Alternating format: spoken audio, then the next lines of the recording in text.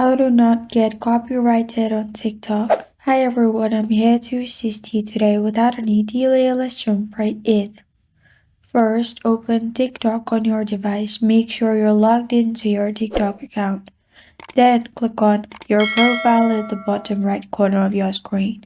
Here, click on three lines at the top right corner of your screen. Then click on Settings and Privacy.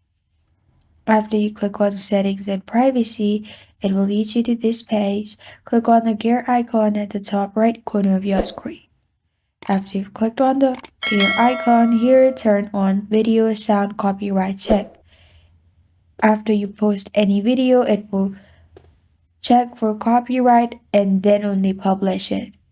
Another way what you can do is, while posting any of your videos or photos, click on Add Sound at the top. And after you click on add sound, make sure you add songs from TikTok only. In that way, you won't be copyrighted.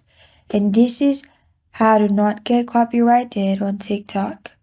Thank you for joining me today. If this video helps you out, please leave a like and subscribe for more. Got a question or want to suggest a topic? Comment below. Thank you for watching.